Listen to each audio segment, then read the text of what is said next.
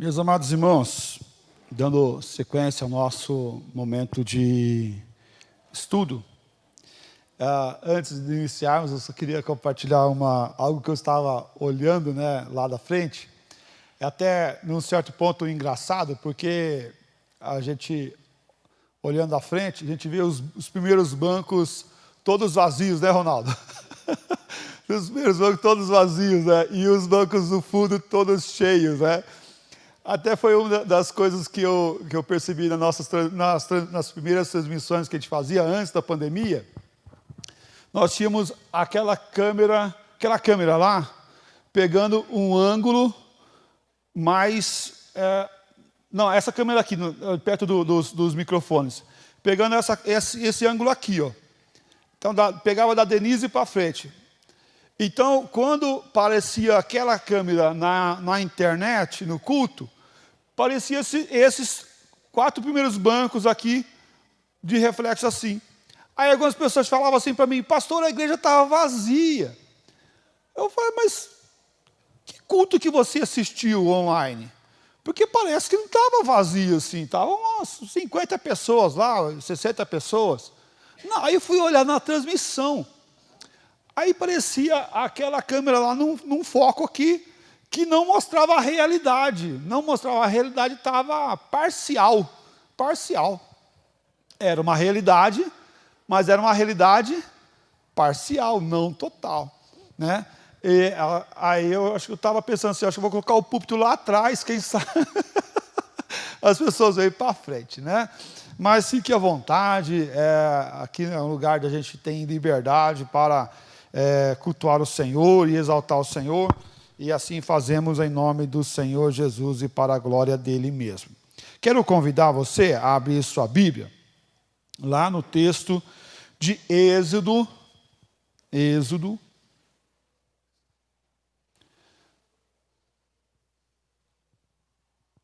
23, nós vamos ler o versículo 5 e o versículo 24. Nós vamos falar sobre o serviço de culto. O serviço de culto.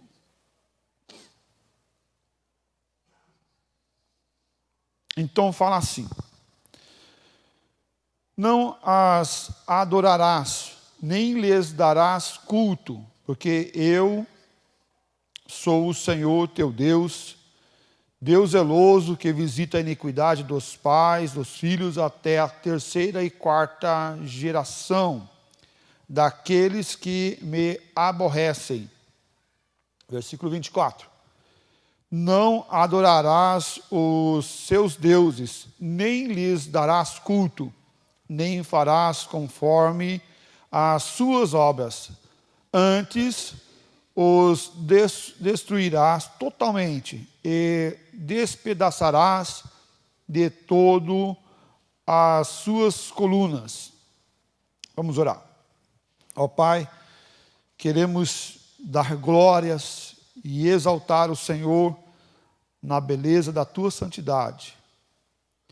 Livra-nos, ó Deus, quando queremos adorar aqueles ou aquilo que não deve ser adorado. Tem misericórdia de nós, que a Tua verdade venha de forma contundente em nosso coração, em nossa mente, em nossos pensamentos, para que nós venhamos adorar o Senhor na beleza da Tua santidade. Em nome do Senhor Jesus que nós oramos e agradecemos. Amém, ó Pai. Amém. Deus condena a idolatria. Vocês concordam com isso, não? Sim? Nós concordamos com isso, então. Deus condena a idolatria.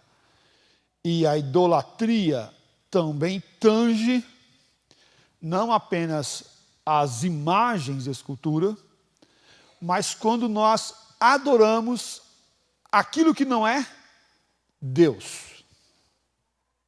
Certo?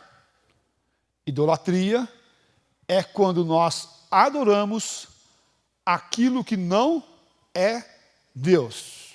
Certo?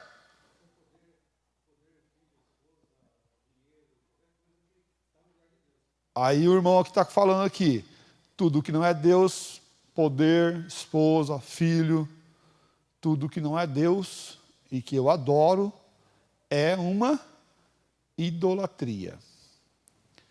Por isso, o texto bíblico nos traz e nos remete a uma adoração cultica, um momento cultico, que é esse momento que nós fazemos em congregação como igreja, mas não apenas a esse momento cultico, mas uma vida cultica, uma vida de culto.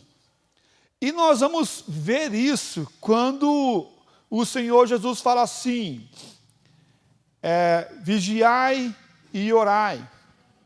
É para a nossa vida ser uma vida de vigilância, atenção, para que a gente não venha cair em tentação.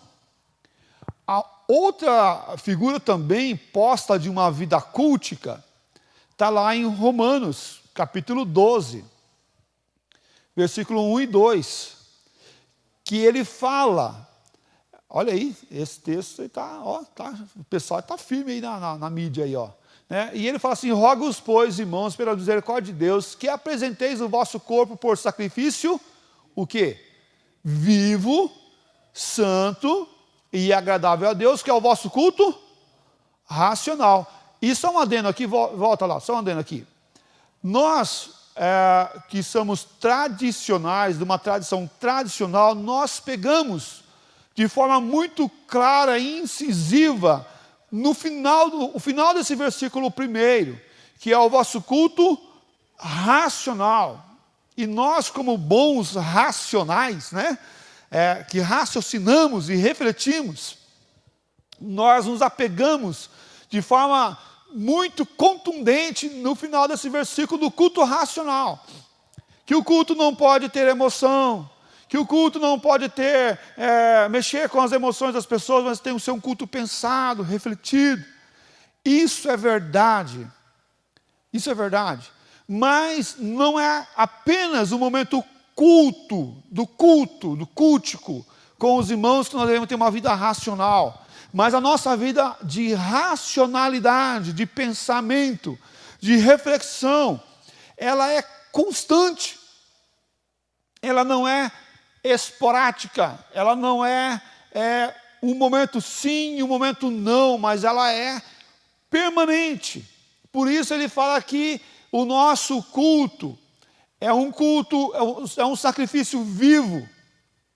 Apresentar o nosso corpo por esse sacrifício vivo, de quem vive, de quem não está mais morto nos seus delitos e pecados, mas vive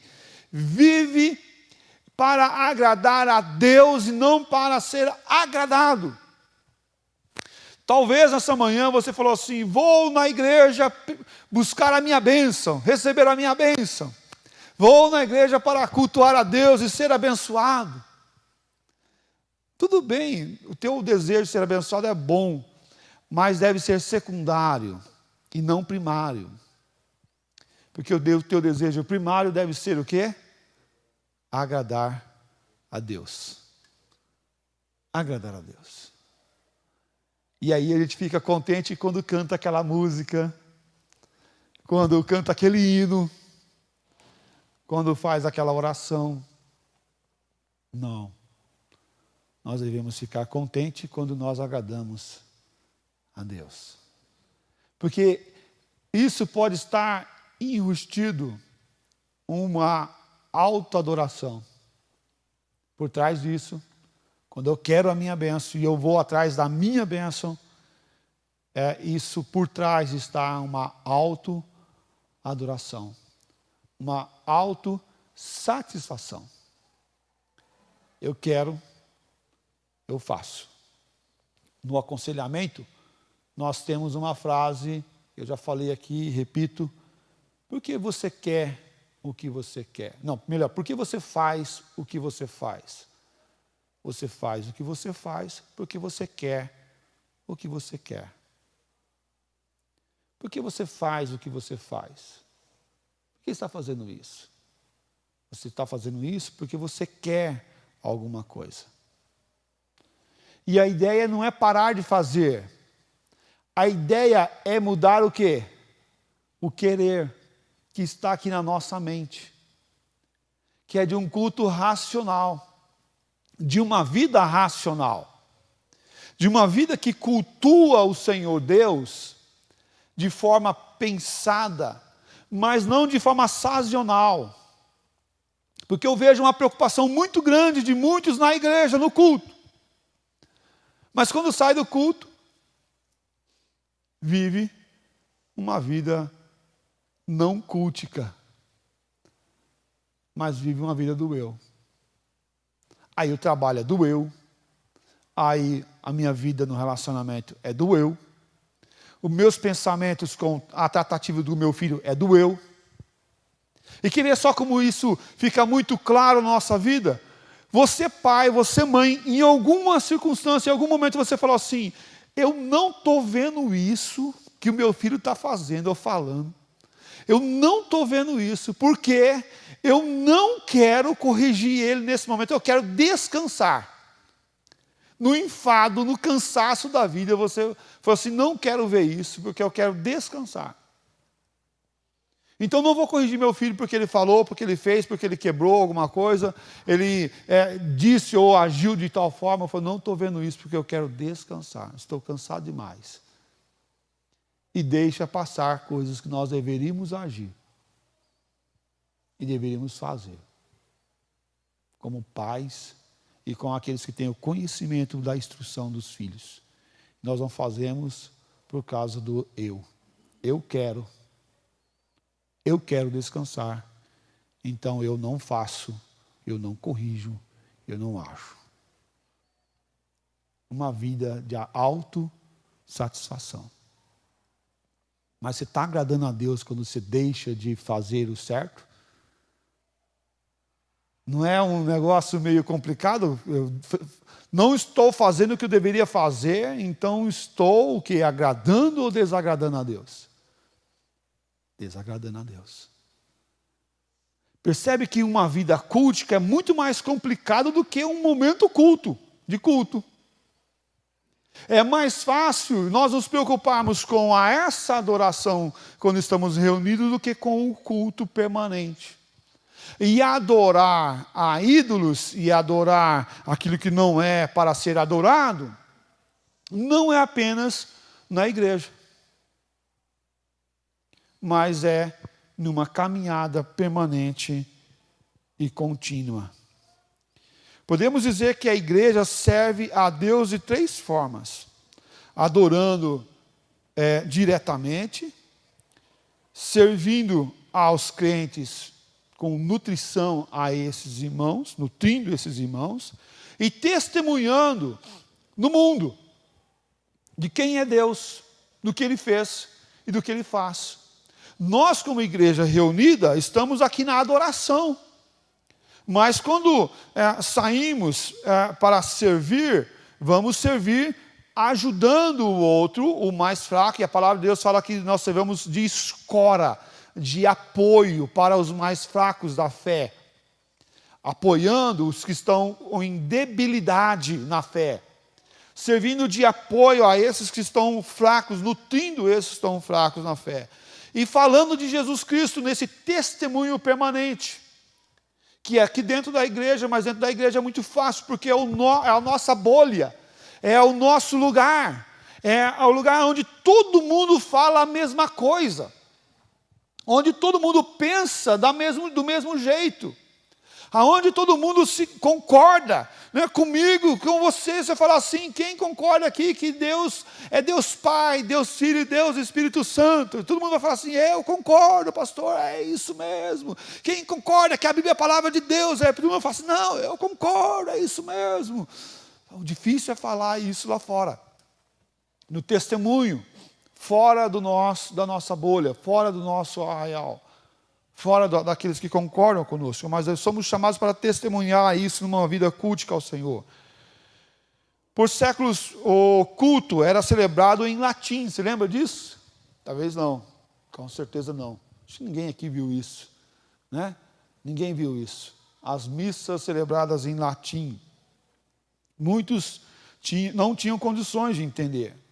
E eles se delimitavam a esse culto em latim, que era falado e a grande maioria das pessoas não entendiam.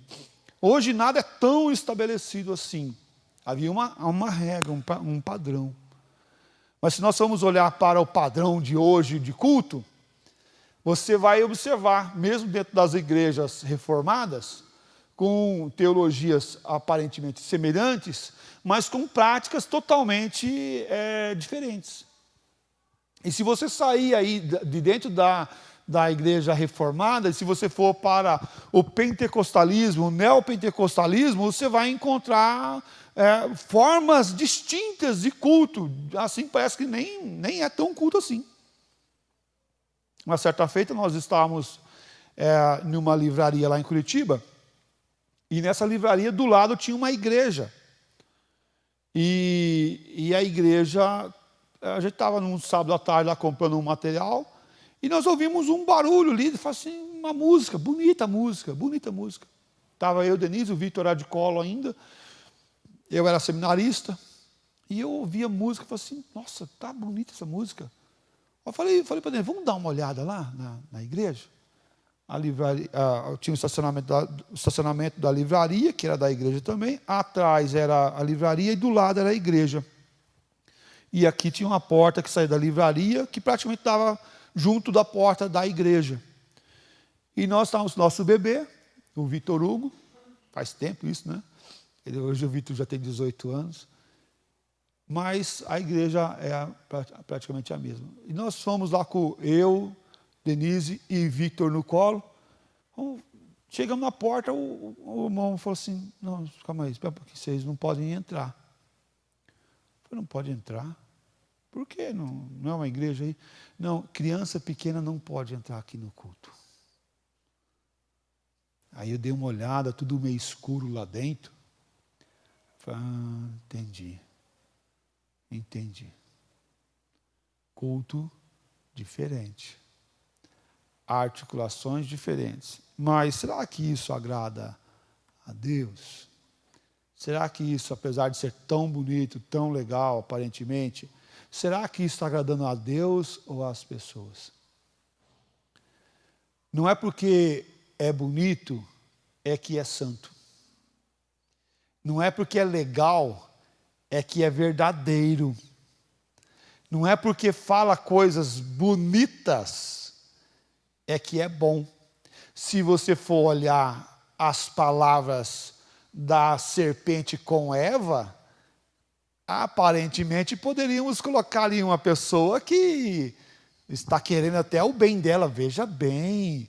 Não, olha, não fique preso a isso que foi dito para você, porque isso está te limitando a você mesmo. Você tem que crescer, você tem que desenvolver, você tem que conhecer novas coisas. Olha aí, gente, não é bonito isso? Não é bonito isso? Você tem que conhecer novas coisas, você tem que se desafiar. Olha Deus como Ele é. Você não quer ser igual a Ele? Poxa, é tão bonito, é tão legal, Ele é tão bom. Você pode ser, porque, olha, Ele está falando o seguinte, se você comer desse fruto, você vai ser igual a Ele. A chave está aqui. Vai lá, menina, come, se desafie, cresça, desenvolva. Uai, isso não parece bonito? Parece bonito. Mas é santo? Não, não é santo. É bom? Não, não é bom. Meus amados, não é porque parece que é bom. A gente tem uma frase que fala, a gente falava no passado, né, quando a gente era pequeno lá no Paraná, nem tudo que reluz é ouro. Nem tudo que brilha é ouro. Pode ter prata, pode ter coisa totalmente diferente. Então, tem muitas manifestações culticas que não é culto, que não é adoração, que não é louvor a Deus. Aparentemente, agrada a gente, o nosso agradar a pessoal, e não ao Senhor nosso Deus. O nosso agradar do meu gosto é uma coisa, do gosto da Denise é outro, do gosto do outro, Cada um tem um gosto diferente. E nós somos muito pautados pelas nossas memórias afetivas. E quer ver só uma coisa que nós ficamos aqui na memória afetiva nossa aqui? Quando surgiu a Igreja Maranata, o que tinha de bonito, assim, que era fantástico, assim, o que tinha de bom, assim, bem legal mesmo? Começa com coto e termina com gural. O coral. O coral da igreja era bonito ou não era? Era lindo. O pessoal fala que chegava ali na frente, enchia a frente da igreja. 3 bancos, era isso? 3 bancos? 4 bancos. 4 fileiras de bancos, né? 4 fileiras de banco. Enchia. 40 vozes. 50 e poucas vozes. Imagina um coral de 50 e poucas vozes dentro desse lugar aqui, cantando. Isso é o quê? É lindo ou não era lindo? Era lindo. Conversando com o Edson esses dias atrás, ele falou assim, olha, tinha gente de fora que vinha na igreja só para ouvir o coral. De longe. Vinha de longe para ouvir o coral cantar. Aí a gente tem uma memória afetiva ao coral. Mas não é o coral que é a nossa base de adoração. Nem o coral hoje, nem o coral ontem, nem o coral de amanhã. Podemos ter aqui um grande coral no futuro. Podemos. Faça o voto que tenha. Mas a nossa adoração não é ao coral. Nossa adoração não é a banda que toca os instrumentos e que faz o louvor. Nossa adoração não é o pastor A, B, C ou D. O pastor do passado, do presente e do futuro. Nossa adoração é quem? A Deus. Quando nós mudamos em coisas até aparentemente sacras, que são boas, que são bonitas, que mexeu comigo e que mexe com a gente, e adoramos a essas coisas em vez daquilo que usa essas coisas, nós estamos em pecado, em idolatria. Idolatria severa. E quer ver só outro exemplo disso daí? É quando alguém pega a Bíblia, abre nos Salmos, qual Salmos? 91. Abre no Salmos 91, Denise está bem inteirada no assunto. Brincadeira, Denise. E coloca como proteção para tirar o quê? O mal olhado, para me libertar do mal. Amuleto da sorte. Desculpa. A cabeceira da cama. Deixa perto da porta da entrada da casa, da empresa. Pega uma biblinha de bolso e coloca no bolso e não sai dela sem, né? Não sai de casa sem ela no bolso. Vai que nesse dia uma bala vem e bate bem na onde deveria estar a Bíblia. A Bíblia vai me salvar.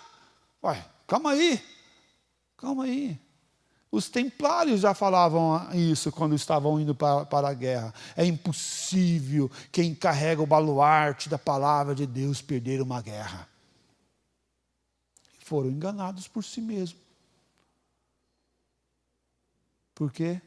Porque nós costumamos naturalmente colocar amuletos, coisas aparentemente sacras, como uma adoração pessoal, de culto pessoal. Meus irmãos, nós devemos ter a exortação, ou sermos exortados continuamente para voltar à adoração plena. Hebreus 10, versículo 19 e versículo 25, fala assim: tendo, pois, irmãos, intrepidez para entrar no Santo dos Santos, pelo sangue de Jesus. Não deixemos de congregar-nos, como é de costume de alguns. Antes, façamos admoestações, e tanto mais quanto vedes que o dia se aproxima.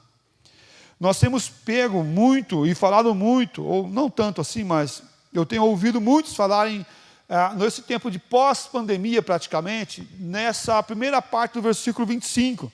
Não deixe de congregar, venha para a igreja. Essa é uma verdade, não é errado, é a verdade. Venha para a igreja. Você que está em casa, venha para a igreja.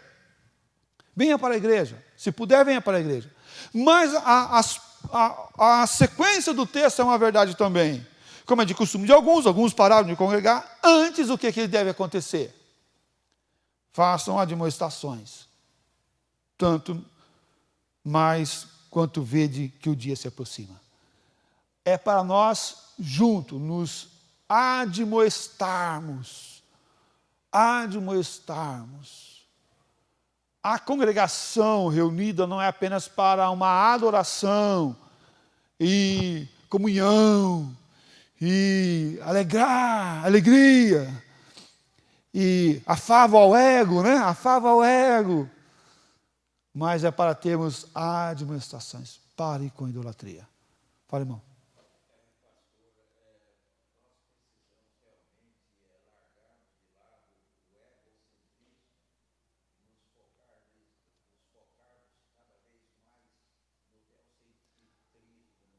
Isso. Verdade. O egocentrismo é um problema seríssimo. O ego, eu, para dentro.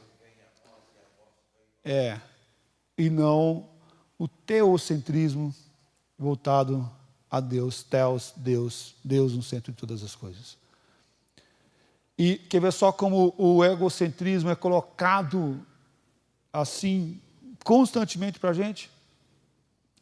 Liga uma televisão, você vê lá uma propaganda de pasta de dente. Aí o que tem na propaganda de pasta de dente? Tem uma pessoa bonita, com um sorrisão bonito, aqueles dentes brancos, em uma situação difícil.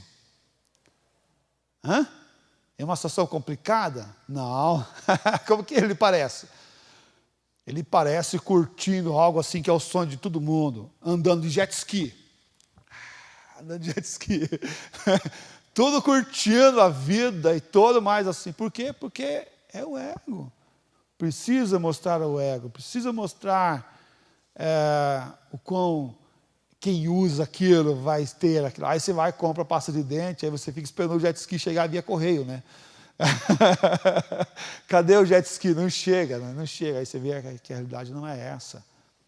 A outra coisa que falam para a gente, você tem direito de ser feliz. Você tem direito de ser feliz. Tem direito. Você merece. Você pode. Vai lá.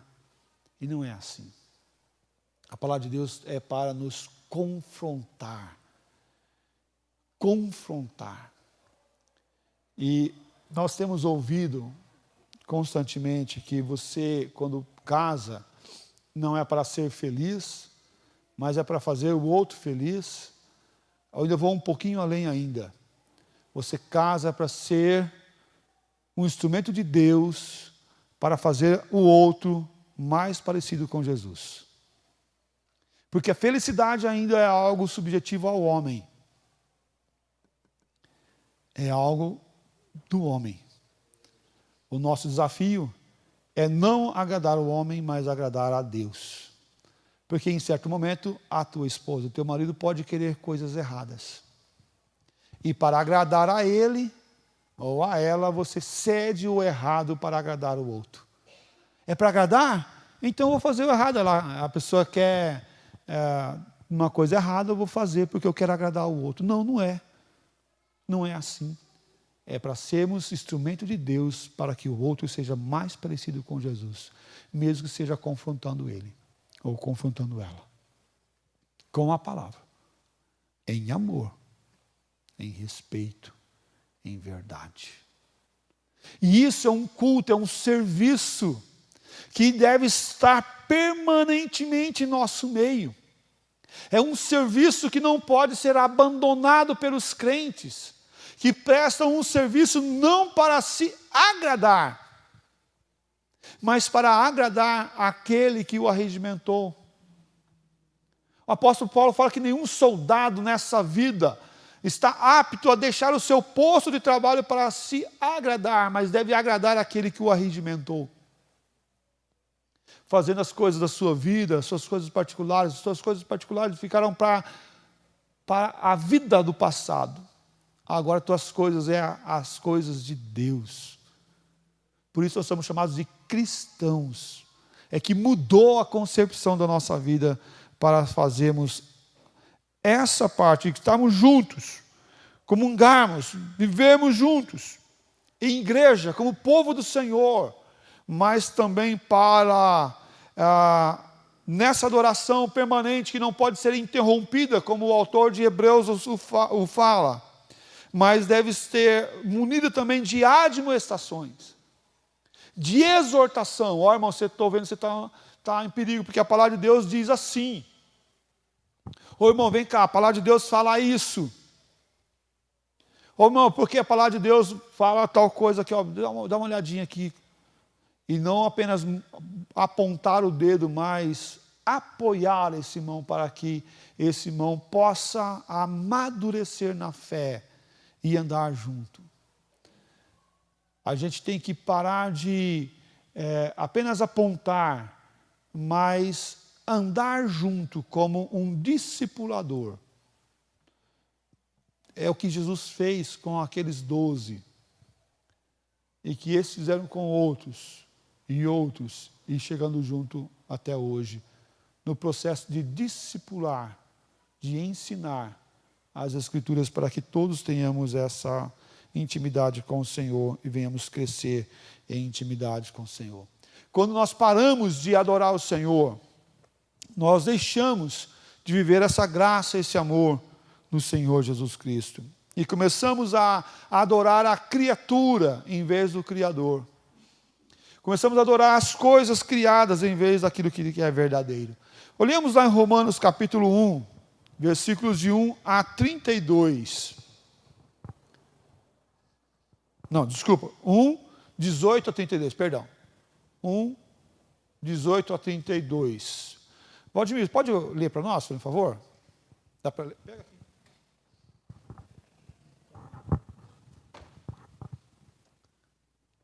A ira de Deus revela do céu contra toda impiedade e perversão dos homens que detêm a verdade pela injustiça.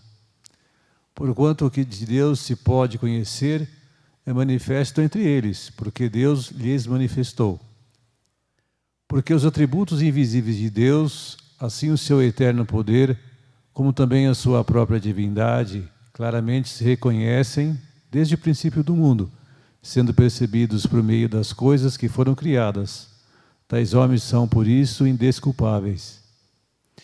Porquanto, tendo conhecimento de Deus, não o glorificaram como Deus, nem lhe deram graças, antes se tornaram nulos em seus próprios raciocínios, obscurecendo-lhes o coração insensato. Inculcando-se por sábios, tornaram-se loucos. E mudaram a glória do Deus incorruptível em semelhança da imagem de homem corruptível, bem como de aves, quadrúpedes e répteis. Por isso Deus entregou tais homens à imundícia, pelas concupiscências de seu próprio coração, para desonrarem o seu corpo entre si.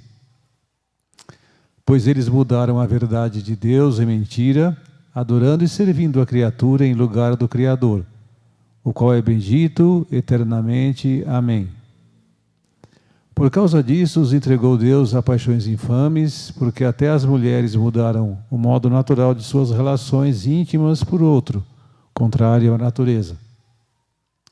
Semelhantemente, os homens também, deixando o contato natural da mulher, se inflamaram mutuamente em sua sensualidade, cometendo torpeza, homens com homens, e recebendo em si mesmos a merecida punição do seu erro. E por haverem desprezado o conhecimento de Deus, o próprio Deus os entregou à sua disposição mental reprovável, para praticarem coisas inconvenientes, cheios de toda injustiça, malícia, avareza e maldade, possuídos de inveja, homicídio, contenda, dolo e malignidade, sendo difamadores, caluniadores, aborrecidos de Deus, insolentes, soberbos, presunçosos, inventores de males, desobedientes aos pais, insensatos, pérfidos, sem afeição natural e sem misericórdia. Ora, conhecendo eles a sentença de Deus, de que são passíveis de morte os tais quais coisas praticam, não somente as fazem, mas também aprovam os que assim procedem. Obrigado, irmão. Olha só. Então, o culto se torna depravado quando o adorador se recusa a reconhecer e adorar o único que merece total devoção. O culto se torna depravado, contaminado, quando o adorador recusa-se a reconhecer o único Deus, o único Senhor que merece a total devoção. E isso, na grande maioria das vezes, ele vai de forma subjetiva acontecendo. Ele vai de forma gradual acontecendo. O pecado, ele, na grande maioria das vezes, não chega em um único momento na nossa vida. Mas ele vai de pequena manchinha em pequena manchinha. Em pequenos pontos, nos desviando do caminho. É como pintar uma parede apenas esborrifando pequenas gotas.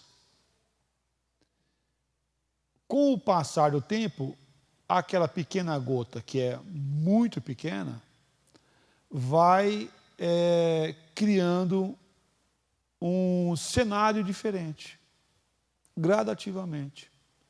Porque nós vamos nos acostumando com as pequenas coisas. Vamos nos acostumando com os pequenos desvios. E começamos a se naturalizar com aquela paisagem manchada. A primeiro momento, aquela primeira gota nos assusta. Nos leva a ficarmos abismados. E quer ver só isso? No nosso Supremo Concílio, nós tivemos uma proposta de acatar uma ideia de entrada do homossexualismo dentro da igreja.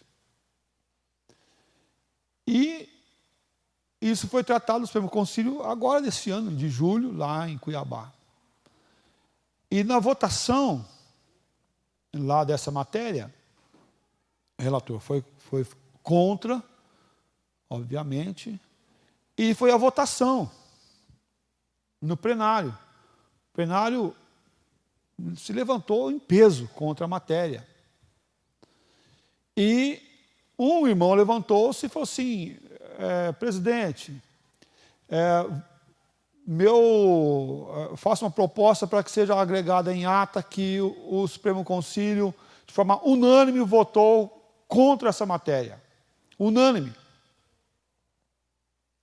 E aí todo mundo, apoio, presidente. Aí o presidente falou: para isso eu tenho que consultar a casa. Tem alguém favorável à matéria? Aí levantou um irmão. Não, outra pessoa. Levantou um irmão. Eu sou favorável à matéria, senhor presidente. E aí, de 1.600 pessoas que estavam votando, um era favorável à matéria. Não pôde colocar unanimidade a essa matéria. A gente fala, mas que barbaridade, que coisa. né? Como esse irmão pode ser favorável à matéria do homossexualismo entrando dentro da igreja, a igreja aceitando tal coisa. Uma igreja co-irmã nossa, uma denominação tradicional reformada, no seu equivalente ao Supremo Concílio nosso, na sua convenção nacional, 40% estava votando favorável a essa matéria. Hoje nós tivemos um irmão. Os bons de matemática aí, quantos por cento dá um irmão de 1.600? Um de 1.600 dá quantos por cento? Dá 0,0, alguma coisa lá, né? Alguma coisa, dá quase nada. Mas uma igreja co-irmã nossa tradicional também, não estamos falando de igrejas neopentecostais e pentecostais, falando de igreja tradicional, reformada. 40% favorável. Ou seja, está próximo da aprovação dessa matéria logo ali. Isso para nós é um absurdo. Hã? Deixa quieto lá, irmão. Se você sabe, fique com você. Mas olha só, é um absurdo. Mas se nós olharmos para os Estados Unidos, igrejas nossas, co-irmãs nossas, já acataram tais decisões, tais pensamentos e adentraram ao culto, à igreja. E nós estamos num processo de receber essas pequenas gotas, pequenas manchas.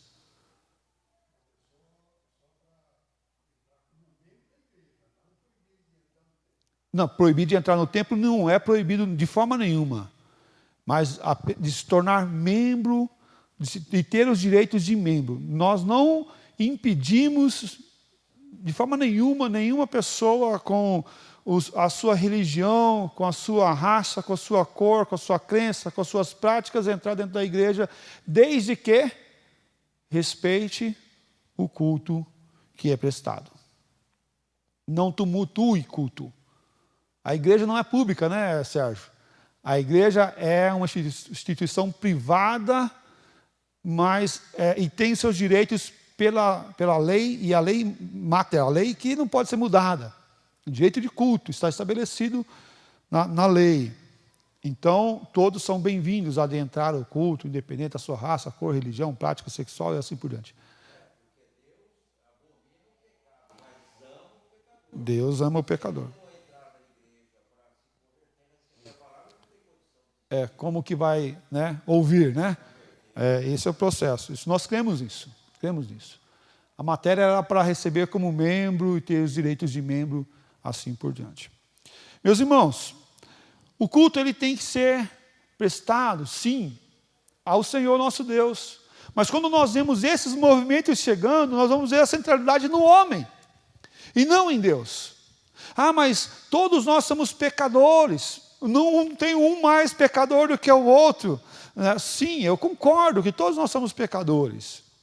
Que não existe nenhum santarrão em nosso meio. Não existe nenhum que não possa dizer, eu não tenho pecado, eu não pequei hoje, eu sou totalmente santo, sou mais santo do que A, B, C ou D da sociedade.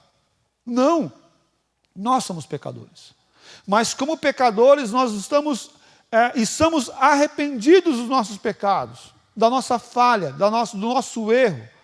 E como pecadores arrependidos, nos aproximamos de Deus, querendo deixar toda a prática errada e toda a confrontação que Deus nos dá, a abandonarmos com todas as nossas forças essas práticas erradas e errôneas, para que nós possamos nos aproximar mais de Deus em santidade. Porque Deus é santo, e Ele quer que os seus adoradores o adorem em espírito e em verdade. E não de uma forma pecaminosa, do convencimento e da prática do pecado. Eu sei que é pecado, mas eu faço. Eu sei que é pecado, mas eu quero. Então, se você quer, irmão, então, desculpa. Adorar a Deus requer reconhecimento de pecado e requer mudança de vida. Requer abandonar a si mesmo e ter uma nova vida. Esse é o princípio do nascer de novo. Eu não posso nascer de novo e manter as mesmas práticas da vida velha. Ou da velha vida. Num português um pouquinho melhor. Da velha vida. Eu devo nascer de novo e ter o quê? Uma nova prática. Uma nova vida. Mas o que nós fazemos? Nós nascemos de novo e trazemos as coisas velhas. Pegamos a malinha das coisas velhas e falamos, eu vou, mas eu tenho que levar isso aqui.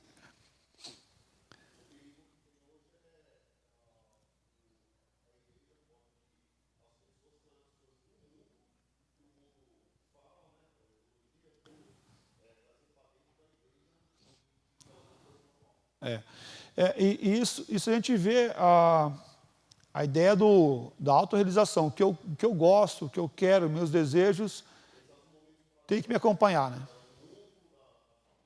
né? Tem que me acompanhar. Porque eu quero a autorrealização, o autodesejo. E aí, isso não é só muitos, não. Nós fazemos isso. Todos nós. Todos nós fazemos isso. Porque se a gente não colocar a gente nesse pacote, a gente está só falando em uma bolha, olhando o outro.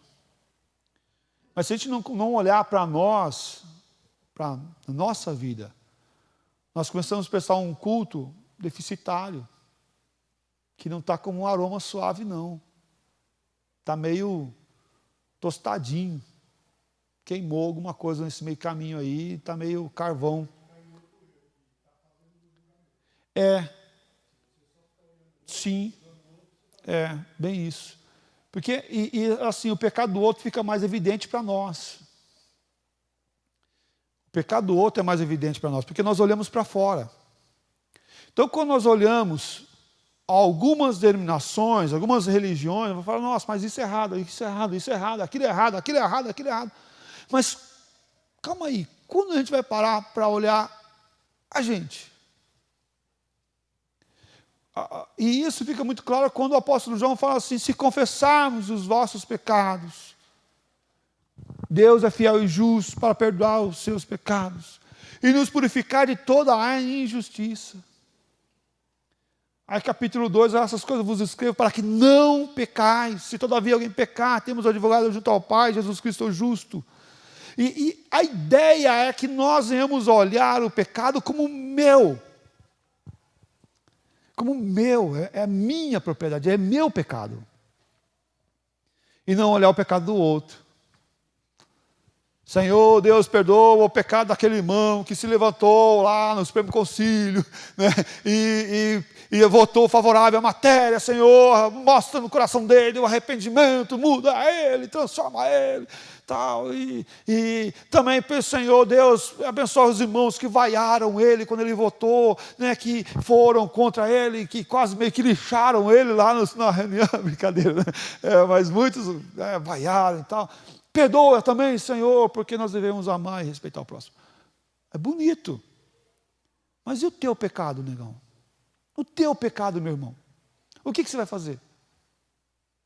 Vai colocar uns panos em cima, vai dar uma escondida, colocar uma cortina, né? Deixa lá a parede chapiscada, toda manchada, e a gente coloca uma cortina na frente. Para quê? Para não aparecer. E esse é o nosso grande mal.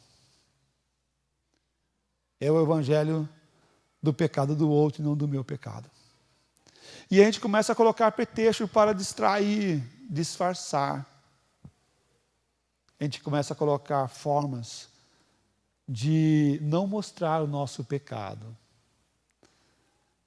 É o que a gente falava lá antigamente, de varrer a sujeira para debaixo do tapete.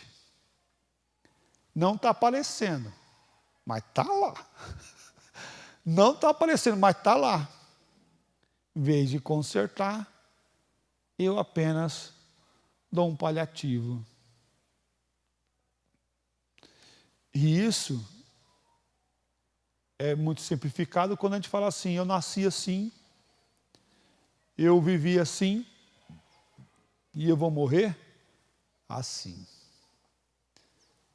Eu nasci pecador, estou vivendo como pecador e vou morrer como pecador. É verdade, mas as práticas do pecado devem ser abolidas. O que você vê que Deus já te mostrou que você está fazendo que é pecado, você deve o quê? Parar de fazer. E não continuar fazendo. Afinal de contas, nós somos pecadores arrependidos que lutam contra o pecado. E o pecado de culto. O pecado de não reconhecer a grandeza, a majestade e o cuidado divino sobre nossas vidas.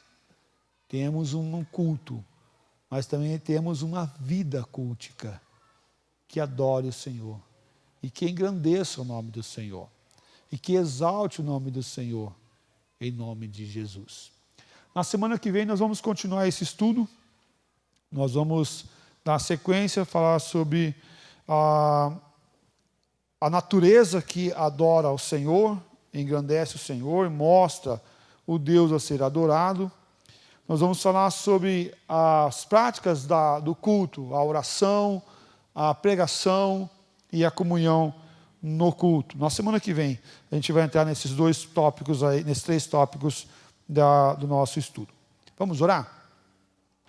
Ó Pai querido, nós pedimos a Tua graça, o Teu favor, pedimos que o Senhor nos abençoe e que o Senhor nos convença, ó Pai, do pecado, do juízo e da justiça, que o Senhor molde os nossos corações a viver a Tua palavra e adorar o Senhor na beleza da Tua santidade. Livra-nos, ó Pai, de um culto depravado, de um culto que não adora o Senhor. Livra-nos, ó Pai, de uma vida que não adore o Senhor, mas que a nossa vida seja como um aroma suave na Tua presença, Pai. Nosso desejo sincero é de Te adorar, de Te engrandecer, de viver, ó Pai, na Tua total dependência. É o Senhor que é o Deus da nossa vida. Livra-nos, ó Deus, quando nós queremos assumir o trono, ó Pai, da nossa vida, da nossa adoração. Livra-nos, ó Pai, quando colocamos qualquer coisa a não ser o Senhor no centro da nossa vida. Tem misericórdia, ó Pai, de nós, em nome de Cristo Jesus que nós oramos. Amém, ó Pai. Amém. Deus abençoe, meus amados.